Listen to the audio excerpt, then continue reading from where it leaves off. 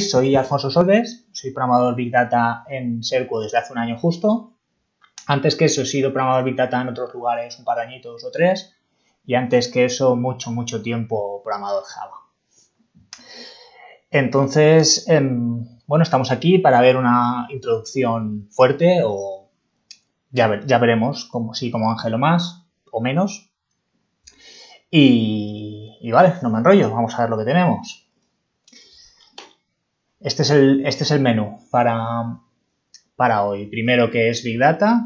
Definición y nociones generales, un poquito de historia o prehistoria, algunos hechos relevantes y otras tecnologías que han abordado problemas similares en el pasado, unos pilares fundamentales, básicamente unos papeles científicos que publicó Google, que sentaron las bases de lo que ahora es el Big Data, un poco de arquitectura o más bien esquemas comunes para soluciones de Big Data y luego algunas herramientas también populares para implementar dichos esquemas. Empezamos por ¿qué es Big Data? ¿Qué es Big Data? Big Data es una colección de datos enorme en volumen y que crece exponencialmente en el tiempo. Son datos tan grandes en tamaño y complejidad que ninguna herramienta de gestión de datos tradicional puede almacenarlos o procesarlos de forma eficiente. Esto es clave, ¿vale? Realmente la definición de Big Data sería eso. Datos inabordables con técnicas convencionales. Algunas características comunes, las famosas Vs, que serían volumen, Big Data tamaño enorme, como hemos dicho. Podemos hablar de miles de millones de registros, teras, a partir de ahí ya es un buen volumen. Variedad, con fuentes heterogéneas, puede ser estructurado, no estructurado. Velocidad, lo que hemos comentado, que crece, no solo es muy grande, sino que además crece muy rápido. Y variabilidad. Variabilidad en el sentido de que puede ser inconsistente, puede tener errores, puede tener diferente calidad, diferentes formatos. Algunos ejemplitos así populares sobre el tema del Big Data. Vemos que al crecer de forma acelerada, pues hacen una curva exponencial y que teóricamente, según esta proyección, en 2030 tendremos en el mundo 78 yottabytes, sea eso lo que sea, algo descomunal. Luego la viñetita obligatoria de XKCD. Hey, mira, tengo un puñado de datos, vamos a analizarlos. No, loco, eso solo va a crear más datos. Muy bien. Y luego que según Refinitiv, hace unos meses decían que los datos crecen 6 veces más rápido que los humanos. Cosa que da un poquitito de miedo. Y también un ejemplo gráfico de Big Data. Este señor es Big Data y luego el del primer plano, el pequeñito, es Small Data. Y vale, ya está. ¿Big Data qué es? Mazo de datos, ya está, fin de la presentación. Pues no, ¿no? En un sentido amplio, Big Data son las tecnologías empleadas para el tratamiento de dichos datos, de forma que sea eficiente tanto en coste como en tiempo. ¿Cómo se va a hacer esto? Básicamente utilizando almacenamiento y procesamiento distribuido.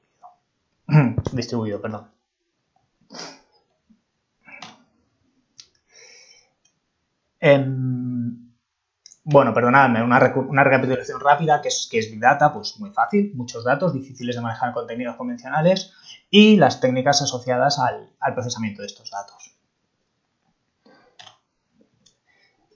Vale, ahora un poquito de algunos hechos históricos, cosas que hayan llevado a lo que ahora es el Big Data.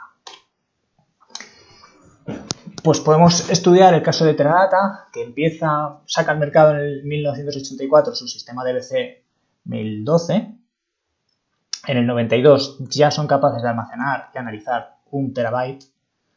Ahora puede sonar a broma, pero pues, era mucho. En 2007 instalan un sistema de base de datos relacional de 1 petabyte. Y en 2017 ya tienen varios sistemas de petabytes, siendo el más grande de ellos superior a los 50 petas. ¿Por qué nos fijamos en esto? Pues para ver que el Big Data no sale de la nada, ¿no? Que se lleva muchos años manejando datos crecientes cada vez más y más difíciles de gestionar.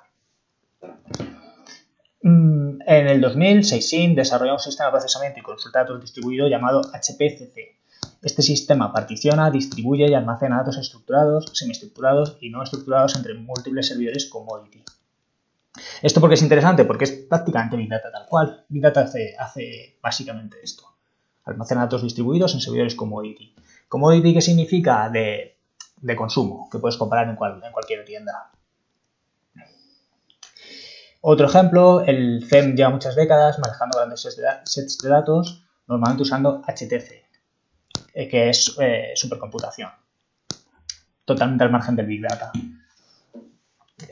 Esto, bueno, para ver que Big Data no es lo único, ¿no? Hay otras maneras de gestionar datos muy, muy masivos, pero en este caso, pues la supercomputación lo que es muy, muy costosa, ¿no? Vale, en 2004 Google publica un paper sobre un modo de procesamiento llamado MapReduce. Más adelante veremos este y otros papers. En 2006, Doug Cutting y Mike Caffarella crean Hadoop. Hadoop es el corazón de las tecnologías de Big Data del presente. Y en 2007 este señor escribe el primer documento de diseño de HDFS, que es el sistema de ficheros de Hadoop.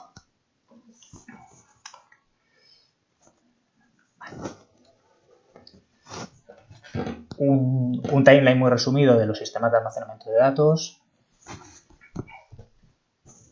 Vemos que en los 70 se inventa el modelo relacional, y a finales de este aparecen los primeros sistemas que todos conocemos, ¿no? Oracle, IBM y demás, DB2 y todos estos. En los 80 se plantea el concepto de Data Warehouse y en el 92 se publica el libro de Bill Inmon, Building the Data Warehouse. A mediados de los 2000, como ya hemos visto, Google publica los papers que sientan las bases del Big Data. Hemos mencionado MapReduce, pues publicó más. Y paralelamente, un poquito después, surgen los sistemas NoSQL.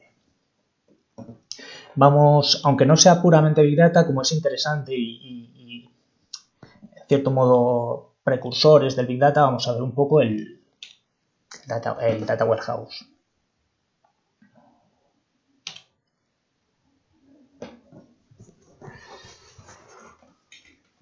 Dice Rubén que se parte, pero no sé cuándo lo ha puesto. Vale, ¿qué es el Data Warehouse? El Data Warehouse es el proceso de recopilación y gestión de datos de diferentes fuentes para obtener business insights. ¿Qué es un business insight? Una idea o percepción sobre el funcionamiento de un negocio que permite tomar decisiones estratégicas y, en el mejor de los casos, obtener alguna ventaja, ¿no? Competitiva. Típicamente el Data Warehouse se usa para conectar y analizar datos de fuentes heterogéneas. Es el corazón de sistemas de Business Intelligence. ¿Qué es Business Intelligence? Pues el proceso de transformar datos para obtener los insights que decíamos antes. Data Warehouse también es una mezcla de tecnologías y componentes que ayudan al uso estratégico de los datos. Es un almacén de gran cantidad de información diseñado para consulta y análisis, en lugar de para procesamiento de transacciones, y es el proceso de transformación de datos en información y la disponibilización de estos para los usuarios. ¿Por qué vemos todo esto? Pues porque Big Data hereda todos estos conceptos, prácticamente tal cual.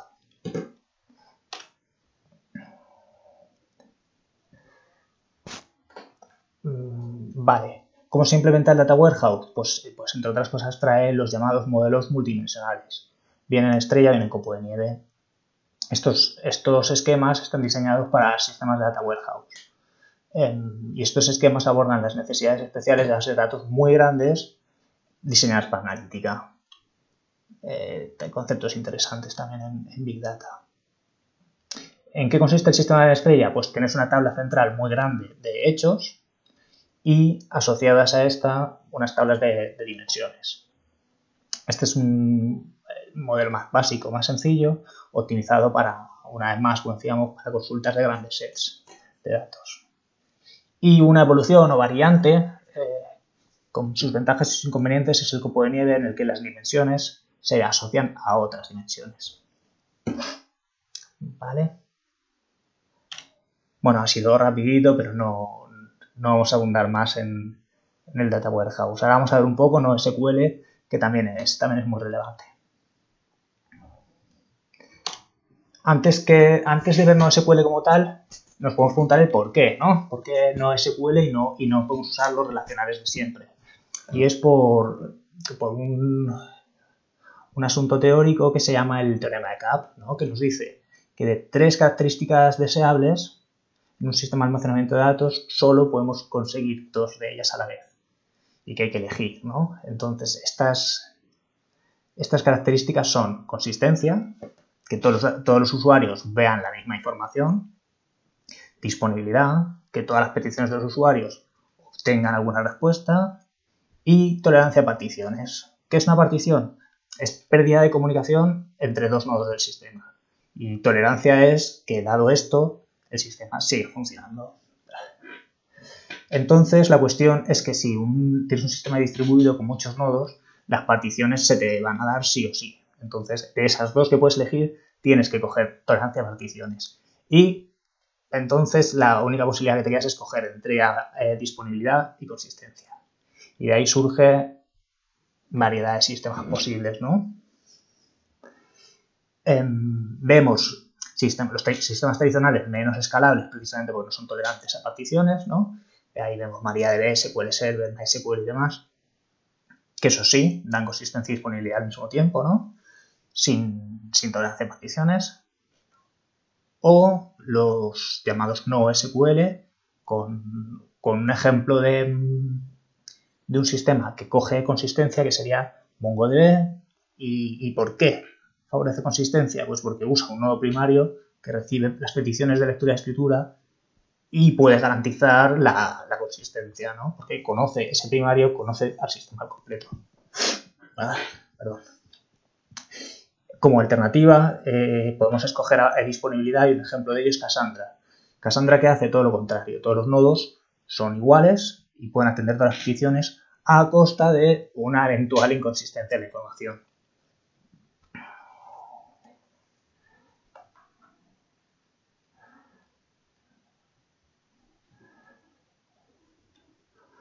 Vale, creo que hasta aquí no SQL.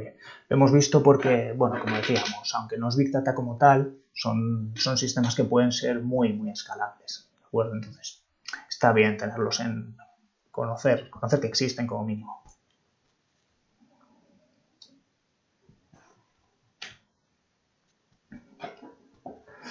Vale dar algún ejemplo de clústeres de Big Data, ¿no? Bueno, nos dice ahí tenemos una nota que dice que McKinsey en 2009, hace unos años, decía que compañías con más de 1000 empleados tenían unos 200 teras de datos de clientes. Una cosa bastante bestia.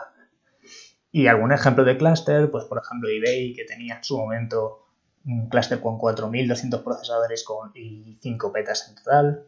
O otro clúster de 8500 procesadores y 16 petas. Una cosa bastante salvaje. O el clúster de Hadoop de Facebook con 2000 máquinas y 12 teras por máquina, ¿no? Una verdadera burrada. Entonces, lo que no sé si os estaréis preguntando vosotros es que es un peta, ¿no? Perdonad. Un peta son 1000 teras, sin más. Entonces, vale, ¿qué hemos visto? Hemos hecho un repasito histórico con algunos hechos relevantes y hemos visto un timeline sencillito. Hemos visto el Data Warehouse por encima y el modelo en estrella. El teorema de CAP. Lo hemos visto así un poco rápido y un poco superficial, ¿vale? Es una cosa interesante que os recomiendo que profundicéis en ella. No SQL y algún ejemplo de algún cluster Big Data. Vale, entonces vamos a ver ahora los papeles, los papers científicos que publicó Google. Publicó estos papers entre 2003 y 2006 y son documentos que sientan las bases de las tecnologías Big Data que se usan en la actualidad. El primero fue en 2003 Google File System, después en 2004 MapReduce y en 2006 Bigtable. Entonces vamos a ver Google FS de qué trata. Es un sistema de archivos para cubrir demandas crecientes en procesamiento de datos. El diseño se aborda según las siguientes observaciones o necesidades que tienen. Una es que los nodos fallan frecuentemente, que los ficheros suelen ser muy grandes, de varios gigas, que la mayoría de las modificaciones en estos ficheros son appends. Un append es una escritura al final. Y que es más importante la velocidad de transferencia sostenida que la latencia. Entonces, ¿cómo implementan esto? vemos que hay un nodo master que va a almacenar los metadatos y múltiples nodos de datos, llamados en este caso chunk servers. Hay dos flujos de información diferentes. El flujo de control es entre el cliente y el máster, pero el flujo de datos es entre el cliente y los chunk servers. Vemos la flechita que es una flecha como más gruesa porque el volumen importante es el flujo de datos y ese es con los chunk servers. ¿Por qué es importante esto? Porque máster solo hay uno. Entonces, si el flujo de datos, si la transferencia de datos fuera muy grande con el máster, se acabaría saturando. Pero está hecho de esta forma para poder escalar, ¿no? Si necesitas más clientes, más flujo de información, siempre puedes añadir chunk server. ¿Por qué tener un solo máster no es un cuello de botella? Aparte de por esto que hemos dicho, ¿por qué no perjudica la disponibilidad? Porque hay un log y si ese nodo en un momento dado se cae, se puede levantar en una máquina diferente otro máster usando ese log y se coloca en la posición que estaba. Vale, otra decisión interesante es que los bloques de los ficheros, que en este caso se llaman chunks, son muy grandes, son de 64 megas, es mucho más grande que los típicos caches de otros sistemas de ficheros. Esto es así según la observación que teníamos, que los ficheros eran muy grandes, típicamente de gigas, y de esta manera el metadata para almacenar necesario más pequeño. Entonces podemos guardar sistemas de ficheros muy grandes en un solo máster. Y otra cosa curiosa que se hace es que típicamente de todos los chunks se guardan 3 copias. Esto es para responder a lo que decíamos de que los nodos fallan con frecuencia. Entonces, si se nos cae uno de los servidores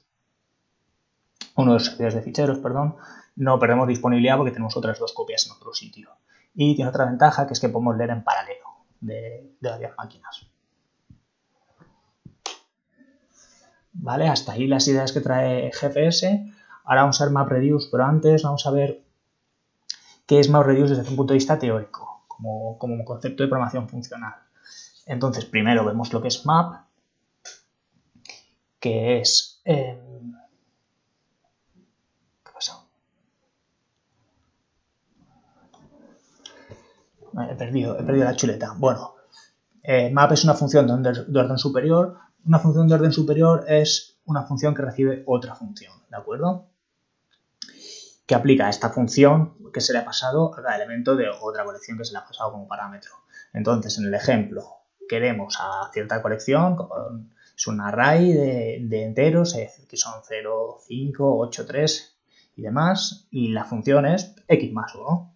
Sencillamente, pues ¿qué va a hacer map? Aplica s más 1 a cada elemento y nos da el resultado 1, 6, 9, etc. Muy sencillito.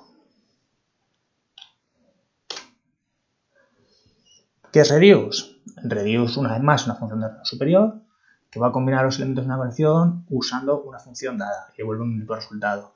La función en este caso ahora recibe 2 parámetros en lugar de 1. Entonces, vamos a ver como ejemplo al vector resultado de antes pasarle como parámetro, además de ese vector, una función a más b. ¿Qué va a hacer? Pues lo que hemos dicho, combina los elementos aplicándoles la suma y nos dará 25. ¿Para qué sirve todo esto? Pues bueno, MapReduce ofrece un estilo declarativo que permite olvidarse del flujo de ejecución. El estilo típico, el que conocemos de imperativo con bucles, lo que dice es cómo hacer un cálculo y sin embargo el estilo declarativo te dice qué cálculo quieres hacer. ¿Qué ventajas tiene esto? Pues bueno, típicamente lleva un código más simple que permite al programador concentrarse en las matemáticas más que en los detalles de flujo, ¿no? Inicializa el contador, da ciertas vueltas y toda la historia, ¿no? Lo vemos aquí. Y más importante, que organizar un programa de esta forma permite muy fácilmente la concurrencia.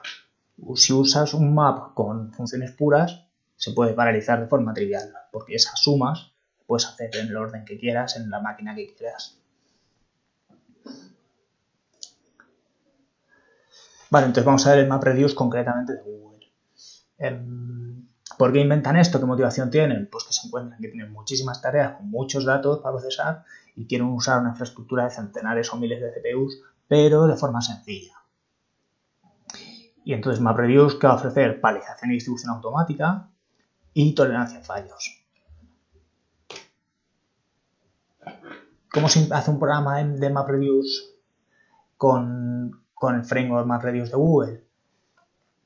Pues bueno, inspirado en las ideas que hemos visto antes, de básicamente las funciones MapReduce. Entonces el programador tiene que dar dos funciones. Primero un map, que recibe una clave y un valor, y va a devolver una lista con otra clave y una lista de valores intermedios. Y tiene que escribir también una función reduce que va a recibir una clave y la lista de valores intermedios que se han generado antes y va a devolver la lista de valores finales. Entonces podríamos, si queréis, con un ejemplo más concreto, que sería contar palabras, pues haríamos una función map que recibe el nombre y texto de un documento y lo que va a hacer es trocearlo en palabras y devolver parejas en palabra y un 1. ¿De acuerdo? Entonces luego vamos a hacer una función reduce que va a recibir para cada nueva clave, que son las palabras que hemos generado antes, esa lista de parejas, y lo único que tiene que hacer es sumar esos unos. Entonces tendremos como clave la palabra y la suma de unos, que es la suma de veces que ha aparecido la palabra, y ya estaría. Entonces, este es el esquema MapReduce y cómo funciona. Bueno, pues el programa lanza un proceso master y unos procesos worker. La carga inicial se parte en subtareas y que se reparten entre los diferentes workers. En esos workers se aplican los maps y se escriben los resultados intermedios en disco. Y luego finalmente esos resultados intermedios se le pasan a otros workers con la función reduce y generan la salida final.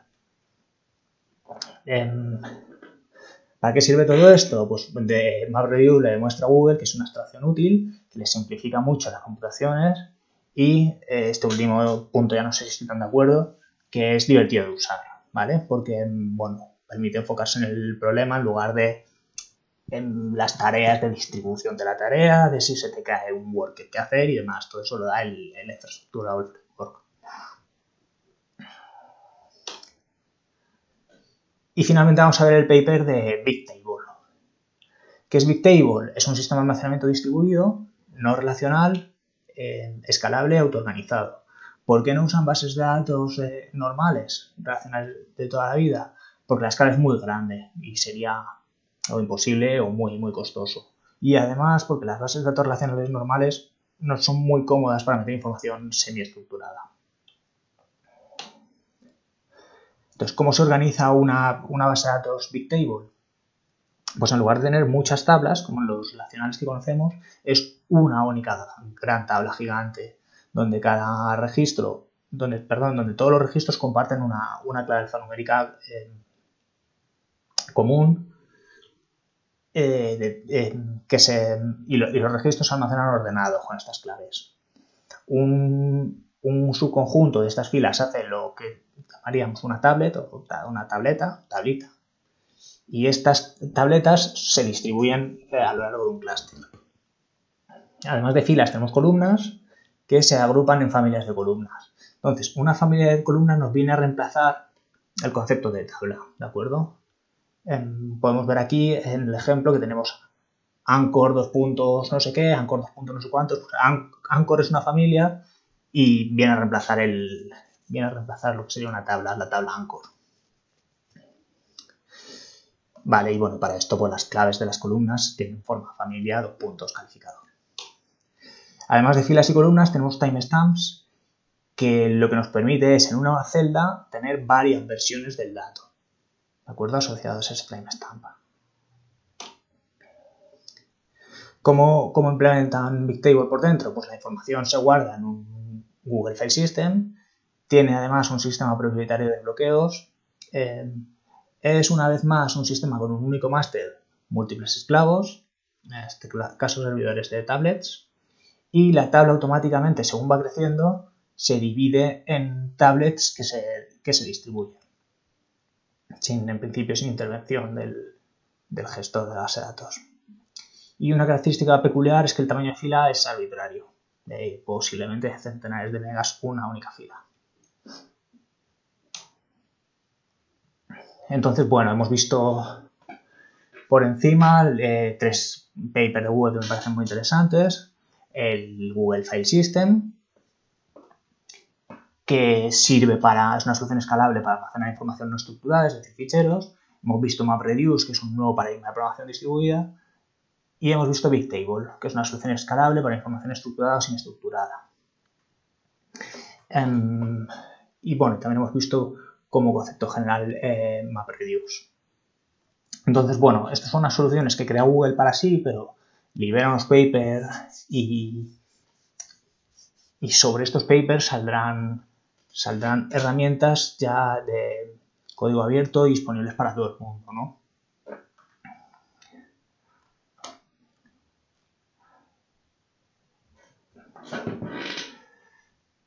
Vale, y MapReduce también me parecía un concepto interesante de ver porque se puede utilizar en muchos lenguajes, ¿no? Java, sobre todo a partir de la 8, Python en JavaScript. Vale, como decía, han ido surgiendo variedad de herramientas basadas en estos papers hasta el punto que se nos está yendo de las manos, ¿vale? Hay decenas y decenas de herramientas, centenares casi, que casi parece que podrían ser de Pokémon, digamos, ¿no? Y de hecho existe la broma de que si te dicen una herramienta Big Data al azar, no puedes saber si te están hablando de Big Data o de, pues eso, de un Pokémon, por lo que parezca, ¿no? Entonces, a modo de entretenimiento, os propongo que hagamos un jueguecito tontorrón, que voy a decir nombres random y tenéis que adivinar si os estoy hablando de Pokémon o de una herramienta Big Data. Vale, no sé si os apetece. Si queréis, podéis poner cuando veáis el nombre. Hola, IP-Man. Cuando veis el nombre, si pensáis que es un Pokémon, ponéis una P. Si pensáis que es algo de Big Data, ponéis una B, ¿vale? Por ejemplo. Venga, suerte. Delibird. Hombre, IP-Man, don Pepe. Bueno, pues estamos aquí con una eminencia en el tema del Big Data. Luego sí se anima a que haga alguna aportación. Ah, ¿sabes? Ah, pero no dices eso porque sabes de Pokémon, ¿no? Pokémon Ángel también. Sergio, Rubén. ¿Hay consenso? ¿Quiere votar a alguien más? Todo el mundo dice que es un Pokémon. Hombre, tiene un nombre un poquito ridículo para ser una herramienta, ¿no? Muy bien, señores. Azkaban. ¿Qué pensáis que es Azkaban? ¿Big Data? ¿Alguien más? ¿Big Data? Data, jolín, sabéis mucho, creo yo, ¿no? ¿Todo el mundo? Pues a mí Azkaban, desde luego, no me suena Big Data para nada. Me suena más a Harry Potter o algo así, ¿no?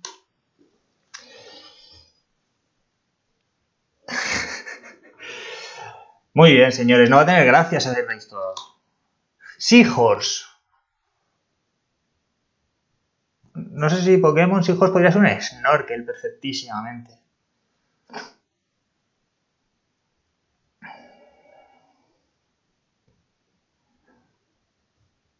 Aquí ya hay más variedad.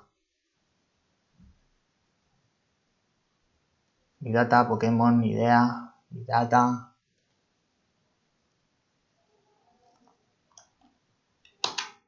Muy bien. Debezium. ¿Qué os parece?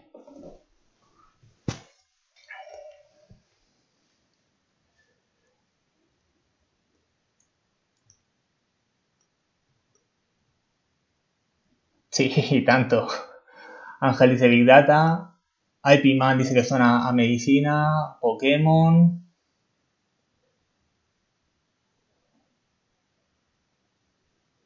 ¿Alguien más?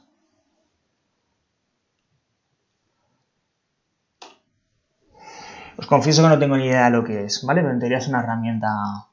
En teoría es una herramienta de Big Data. ¿Corbis?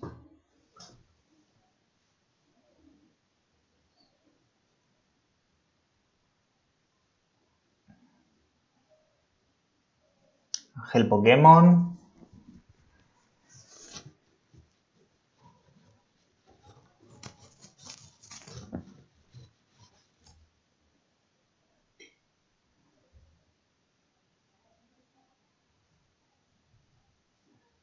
A Piman no le suena, Rubén no tiene ni idea. Sergio nada. Es un Pokémoncito ahí muy raro, ¿no? Venga, y este es el último, Arvados.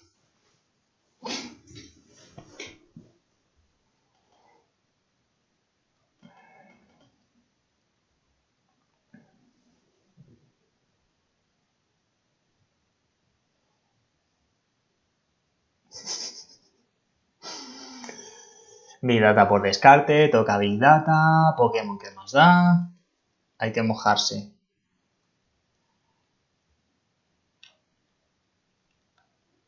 Vale, este es bastante chungo. Porque es Big Data, pero parece un Pokémon. Y hay un Pokémon. Por si había polémica. Sí, podría ser un Digimon. Por si había polémica, resulta que hay un Pokémon que se llama Ariados y otro se llama Yarados. Que, bueno, suena parecido, ¿no? Vale, perdonad la chorrada, pero hay una web que se llama Big Data Pokémon que os recomiendo que visitéis porque es bastante gracioso, porque las herramientas que son Big Data te explica por encima de forma jocosa qué son y está bien para pasar un rato. Sí, mola mucho el logo, la verdad. Da ganas casi de usarlo, sí, para lo que sirva. Vale, arquitecturas. Aquí tengo que decir, bueno, dos cosas. Que el tema de arquitectura no está tallado en piedra, ¿vale? Esto es una disciplina joven y que por otra parte yo no soy arquitecto tampoco. ¿De acuerdo? Entonces, os voy a contar lo mejor que pueda y se puede tomar esto como básicamente como sugerencias, ¿vale? Si os parece bien. O esquemas comunes, típicos, recomendados. Vale, el esquema más sencillo, más inmediato de implementar sería una arquitectura en batch. ¿Qué es un batch? Pues procesamiento por lotes, ¿no? De toda la vida. ¿Y qué es procesamiento por lotes? Pues de madrugada o cuando sea, un gran volumen de datos que has ido recopilando, procesarlo de tirón, ¿vale? No tiene por qué ser una vez al día de madrugada, puede ser varias veces al día, pero en momentos puntuales y bloques gordos de información. Entonces, ¿en qué consiste esto? A la izquierda tenemos un montón de data sources, como dijimos. Una de las características de Big Data es que es muy variado, tanto en formato como en orígenes, ¿no? Pueden ser pues, cosas típicas, ficheros de log, un RP, sistemas de datos relacionales, redes sociales, sensores, máquinas, móviles, etcétera, etcéterísima. Tenemos algo que nos permita recibir esta información, ya sea con algún file system intermedio a modo de staging o con un canal que nos permita leer eso de forma constante. Eso lo vamos a escribir en una capa de almacenamiento de RAW o datos crudos o brutos, posiblemente ya en algún formato binario o lo que sea, pero en principio, o probablemente reformateadas las fechas, los números y demás, pero en principio la información se respeta en bruto como está. Luego en el proceso batch que hemos dicho, alimentamos una nueva capa de información procesada, que puede estar, bueno, se le puede someter a procesos de limpieza o se puede enriquecer con información adicional, se le puede aplicar algoritmos o lo que necesitemos. Y también se puede almacenar de una manera que facilite la consulta, bien particionándolo de cierta manera o como creamos conveniente. Y después una última capa de salidas, digamos, donde podemos generar ficheros listos para consumir por usuarios finales o podemos poner un motor de consulta que permita atacar esa capa de información calculada que hemos dicho antes. Y al final del todo, bueno, pues los usuarios finales, ya sean personas, analistas o lo que sea, o otras herramientas o otros software. Vale, esto es muy general, puede haber más capas o lo que sea, pero bueno, esto sería, digamos, el básico. Y la idea clave es que del caos inicial que teníamos, de fuentes muy variadas y con muchos formatos y de todo tipo, tendremos una capita con información bien almacenada, lista para consultar, ¿vale? Esa capa se puede llamar en algunos lugares, se le llama master, common, o bueno, se le puede dar diferentes formas, diferentes nombres. La clave es que está lista para consulta por usuarios finales. ¿Qué limitaciones, qué gran pega tiene hacer esto así? Pues la latencia. Como hemos dicho, típicamente la información se procesa por la noche, entonces la información que tienes disponible tiene un día de antigüedad. Si haces más batches, pues menos latencia, pero aún así latencia del orden de muchos minutos o horas o lo que sea. ¿Qué alternativa, qué otra arquitectura nos puede ayudar a tener menos latencia? Pues todo lo contrario, hacer una arquitectura en streaming. ¿Cómo se organiza una arquitectura streaming? Tenemos, igual que antes, variedad de fuentes, solo que esas fuentes tienen que ser capaces de proporcionarnos la información en streaming. Bueno, perdonad, no he dicho realmente streaming lo que es, pero bueno, la idea intuitiva, ¿no? Cuando ves una peli en streaming, en YouTube, en Netflix o lo que sea, no te descargas toda la información y luego la utilizas, sino que según la vas recibiendo, la vas consumiendo, en este caso, pues viendo, ¿no? la peli. Pues esto igual. Necesitas fuentes que te suministren ese stream de información, necesitas algún sistema que te permita recibir la información en streaming y un canal para hacer pasar esa información a tu sistema Big Data. Necesitas un sistema de procesamiento de streaming y luego finalmente sí que puedes guardar esa información ya en un storage convencional, donde de alguna manera el streaming ya muere, la información se queda ya ahí quieta, lista para ser consultada, o otro canal de salida para alimentar aplicaciones que sean capaces de recibir este streaming. Esto no soluciona el problema de la latencia, pero tiene inconvenientes. ¿Qué inconvenientes tiene? Pues bueno, esa capa de información procesada que teníamos para consultar cuando quisiéramos, la hemos perdido, ¿de acuerdo? Solo tenemos la capa de resultados finales.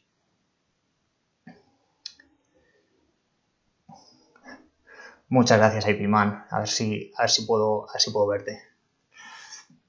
Vale. Y como decíamos, hemos perdido esa capa lista para consultar y que otro problema grande de las arquitecturas en streaming es que la información procesada puede ser incorrecta o incompleta debido a mensajes que llegan tarde o fuera de orden, ¿no? Entonces, se nos puede ocurrir juntar las dos arquitecturas para intentar conseguir los beneficios de ambas, ¿vale? Eso sería la arquitectura lambda.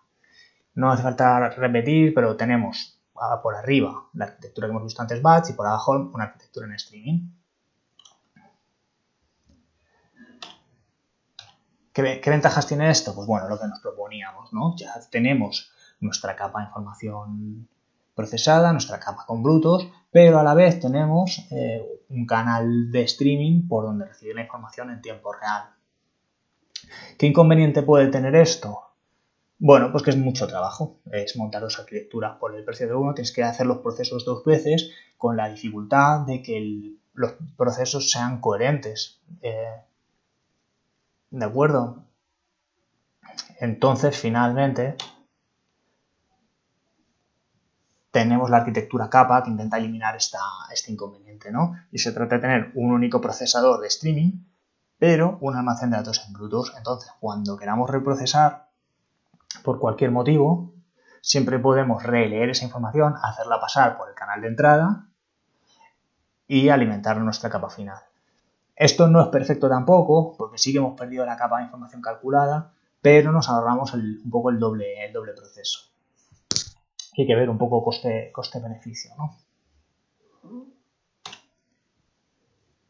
Entonces, bueno, una recapitulación. Hemos visto, es que un tema tan complejo y tan amplio lo hemos visto muy deprisa, pero bueno, hemos visto 4 arquitecturas diferentes, una arquitectura batch, una arquitectura en streaming, la arquitectura que aglutina ambas, que es la arquitectura lambda, y una simplificación de la lambda, que sería finalmente la arquitectura capa.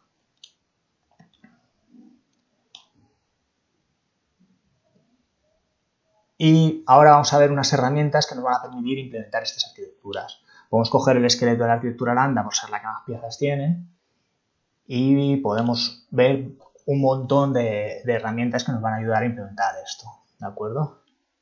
Puede ser un poco, hay muchas cosas un poco agobiantes, como hemos visto, es un zoológico auténtico esto. Está lleno de Pokémon.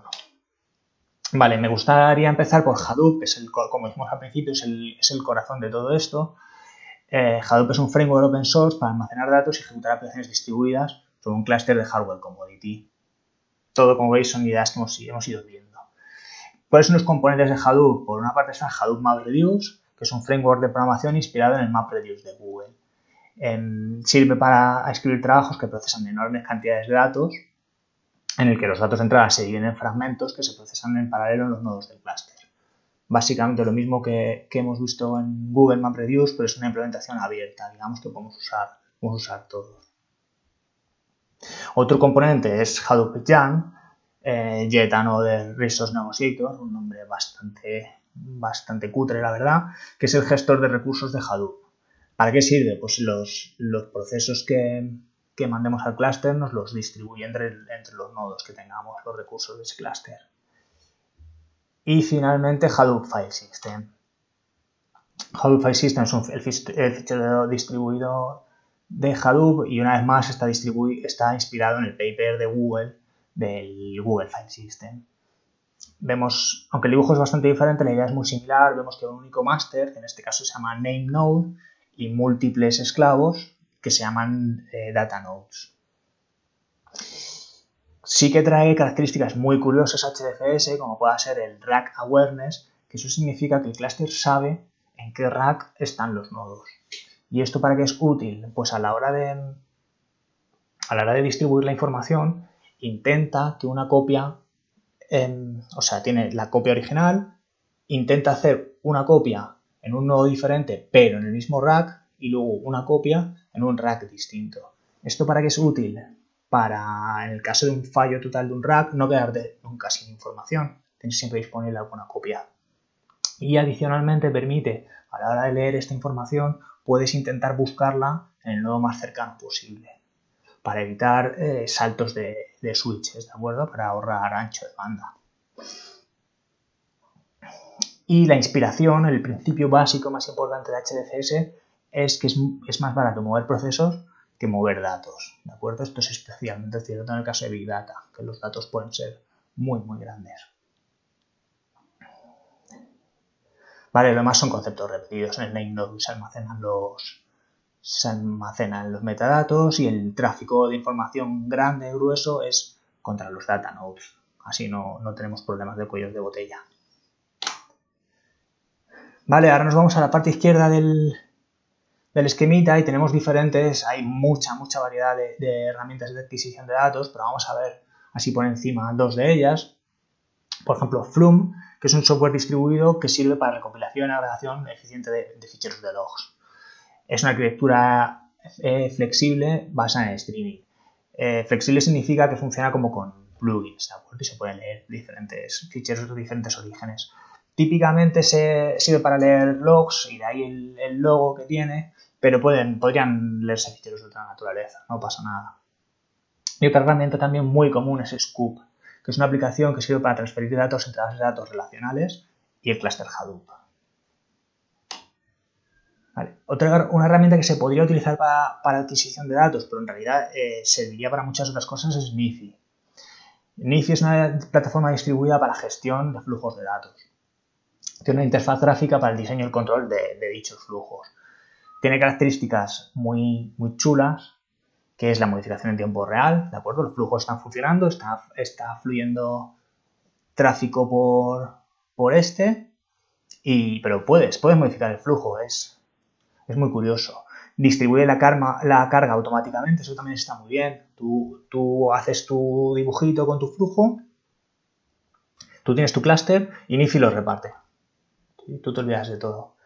Y también trae un concepto muy interesante que es el back pressure, que cuando un procesador se le empieza a acumular la carga, en lugar de reventar, según la cola se va llenando, pues los procesadores anteriores van parándose. De esta manera no se te congestiona el sistema al completo sino que va deteniéndose poco a poco con la esperanza de que el procesador consiga recuperar el ritmo y ponerse a punto, digamos, y continuar sin fallos. También posiblemente, según el backpressure va yendo hacia atrás, podría bloquearse el lector de la información, con lo que dejaría de empacharse todo el sistema. Y bueno, es malo porque dejamos de consumir información, pero a lo mejor no perjudicamos a otros flujos que haya. Vale, un flujo de NIFI tiene una pinta similar a esta. Este es un dibujito, es bastante chulo, la verdad. Vale, ahora vamos a ver el almacenamiento de la información. La información en Big Data o en Hadoop la almacenamos, digamos, que en forma de un stack, ¿no? Aquí nuestro stack es primero ficheros Parquet, que es un formato de fichero que es binario y que es columnar. Ahora veremos lo que es un fichero columnar.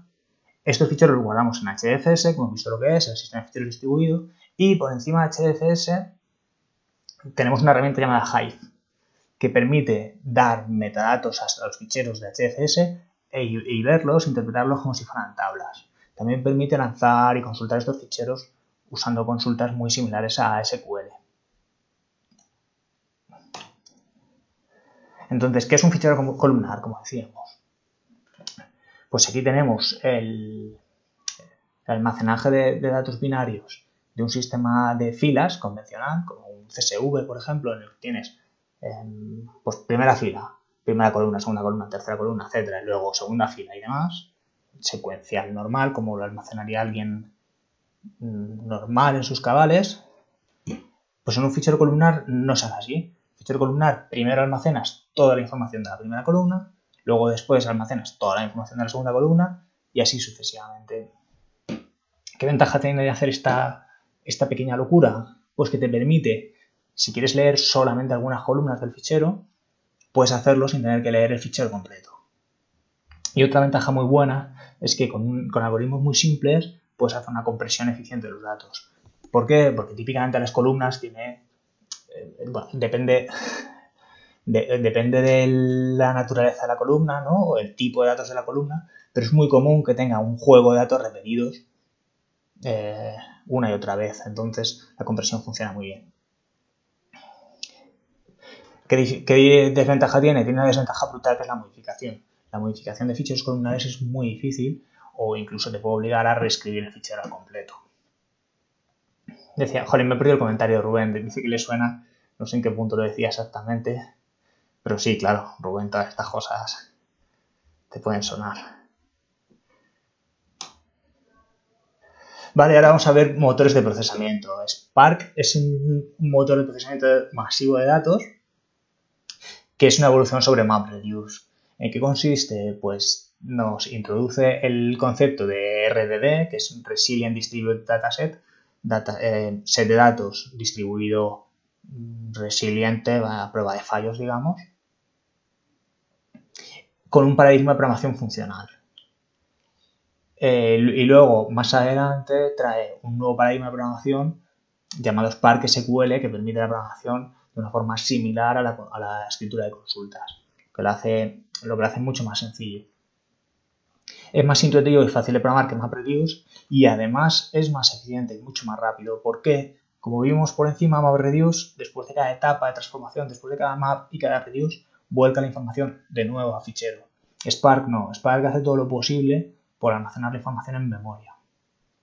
Además de eso, tiene un motor súper potente de optimización de tus programas o los planes de ejecución, por decirlo de alguna forma, llamado Catalyst, que es muy ingenioso y hace todo tipo de trucos para tener que procesar menos.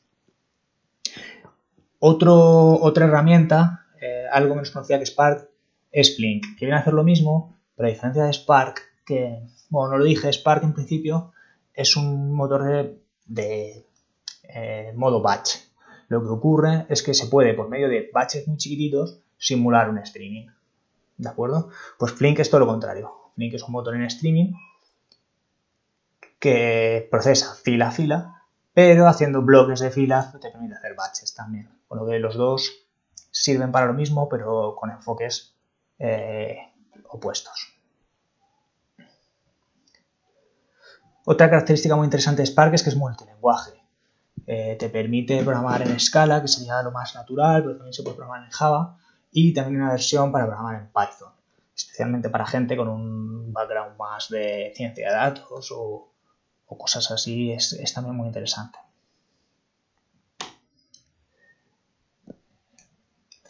Vale, finalmente ver brevemente Impala. Impala es un motor de consulta distribuido para datos masivos. La ventaja que tiene es que es mucho, pero mucho más rápido que Hive, pero a cambio es menos fiable. El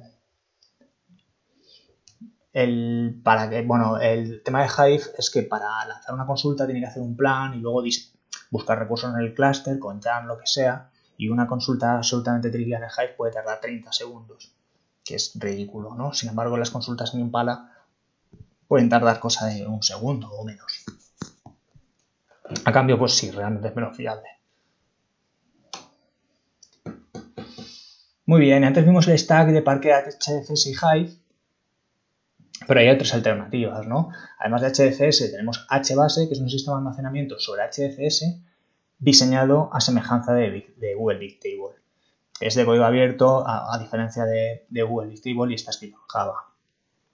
Entonces, ¿cuál es la comparación con HDFS? Pues HDFS es muy bueno para escrituras y escaneos secuenciales de gran volumen, muy rápidos, con gran tasa de transferencia, pero HBase permite de forma eficiente updates e insets y también es muy eficiente en búsquedas por clave.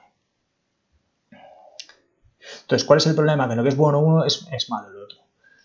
Hay un tercer tipo, un sistema más moderno que se llama Kudu, que viene a prometer las ventajas de ambos, ¿de acuerdo? Por debajo utiliza un almacenamiento columnar y luego también coge ideas de HBase o Bigtable, que es que se divide la información en tabletas, pero además mantiene un índice, con lo que sí, realmente la lectura secuencial es muy rápida, pero también permite búsquedas de pocas filas, de forma tal, siempre que las hagas con ese índice, también bastante rápidas.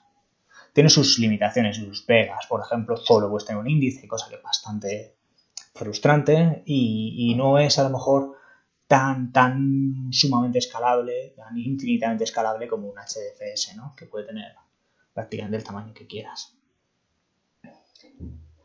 Y bueno, también es un sistema algo menos maduro, ¿no? Que los demás y tiene algunas limitaciones en cuanto a tipos de datos que puedes almacenar y demás. Aún así, muy chulo. Yo he tenido la suerte de usar algo Apache Kudu y va muy bien, lo recomiendo. Bien, y todos los sistemas que hemos visto son de almacenamiento convencional, digamos. Pues vamos a ver Kafka, que es un sistema de almacenamiento para datos en streaming, ¿de acuerdo? Es, como hemos dicho, un almacén distribuido optimizado para almacenamiento de datos en streaming que ofrece un modelo publicado suscriptor basado en topics. ¿Qué es publicado suscriptor? Pues bueno, tienes dos tipos de clientes diferentes, uno que escribe, que es el productor, y otros, uno o muchos, que leen.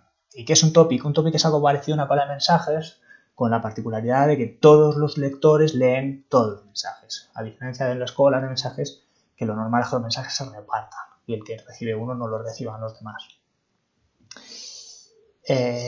¿Cuál es la característica principal de Kafka? Pues bueno, que tiene un rendimiento muy grande de lectura y de escritura, que también es muy escalable porque al ser distribuido, si necesitas más capacidad o más, tanto de almacenamiento como de velocidad de lectura-escritura, pues sacar más nodos en el clúster y ya está.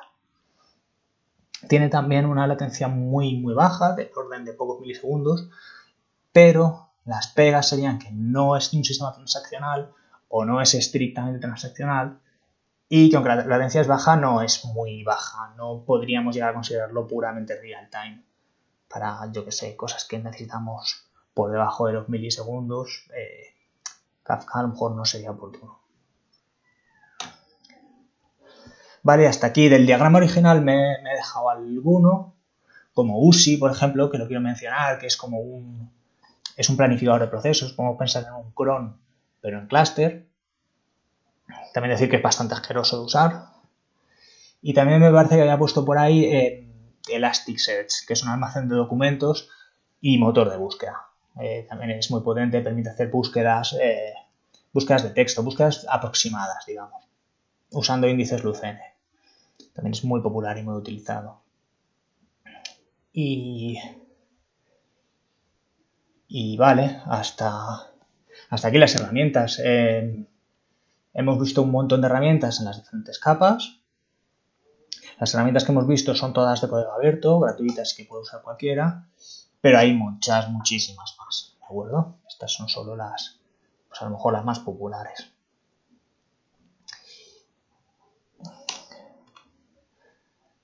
Y bueno, como conclusiones, hemos visto un vistazo rápido, no sé si ha sido una introducción fuerte o no tan fuerte por el mundo del Big Data. Hemos intentado bajar a la tierra un concepto muy abstracto del que se habla muchísimo y se abusa como es Big Data. Y bueno, hemos visto un montón de herramientas que os animo insisto bastante, son gratuitas, son de código abierto, os insisto a probarlas, ¿de acuerdo? Por ejemplo, Spark o Nifi realmente es muy fácil. Te descargas una distribución y lo descargas y lo pones a funcionar. No tiene mayor ceremonia. No es el uso, por supuesto, no es el uso productivo, que necesitas un clúster y más infraestructura, pero tienen normalmente un modo local de funcionamiento que sirve para desarrollo, para pruebas o para jugar.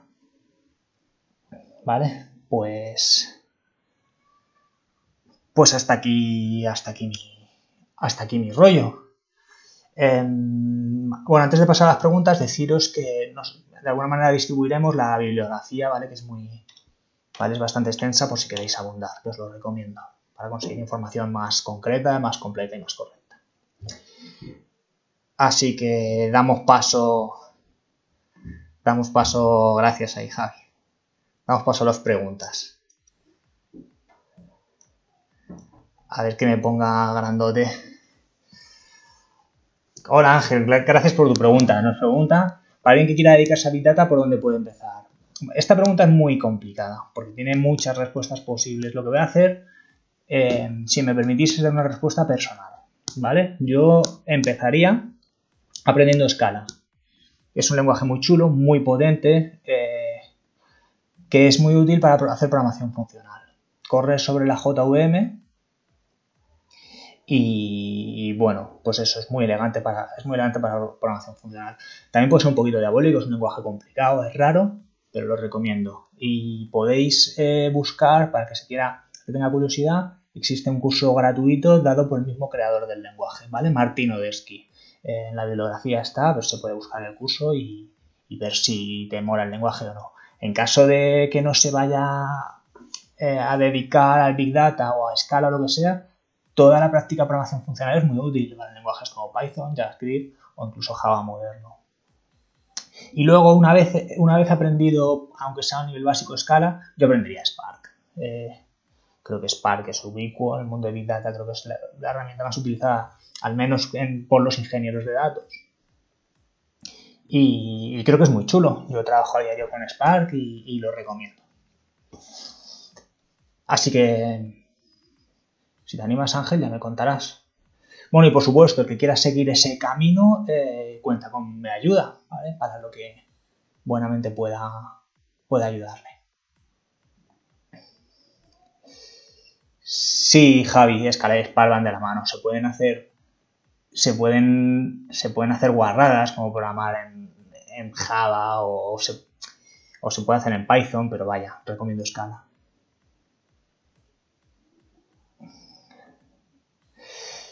Pues Rubén pregunta que el rendimiento, que qué tal funciona Elastic. Recomendación y que ha tenido sentimientos encontrados. Ha ido muy bien y muy mal. Yo voy a reconocer que Elastic lo he usado muy poco. Sí que utilicé índices he utilizado índices Lucene y me dieron buen resultado, ¿vale? Necesitaba hacer búsquedas sin conocer el texto exacto, ¿vale? Que el usuario metiera un texto parecido y me funcionaba bien. Y luego, por lo que hice en Elastic, da un rendimiento bueno, pero de oídas, ¿vale? No lo sé. No sé cómo se compara con... También supongo que será como todo, también dependerá de lo bien que lo utilices, ¿no? Las consultas, cómo las hagas o lo que sea. No lo sé, no. Siento no poder decir algo más concreto. Y qué maravilla escucharte hablar de programación funcional. A mí me gusta mucho. Yo en la carrera aprendí Haskell, que es un lenguaje de programación funcional puro, y pensaba que una cosa muy rara, muy esotérica, y muchos años después me encontré con Big Data y Scala y dije, ostras, pero si esto es igual. Y cada vez me gustan más. Cuando te acostumbras a programar en forma funcional, ponerte a escribir bucles, historias, te da mucha pereza.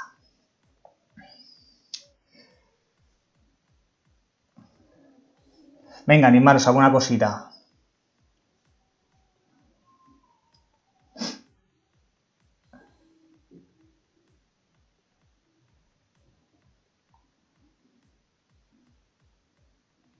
Java para Big Data. A ver, Java con Spark lo he visto y es muy feo. No hay problema, pero es muy feo. Java es muy largo de escribir y todo el tema tan estricto con los tipos y tan explícito y tal, muy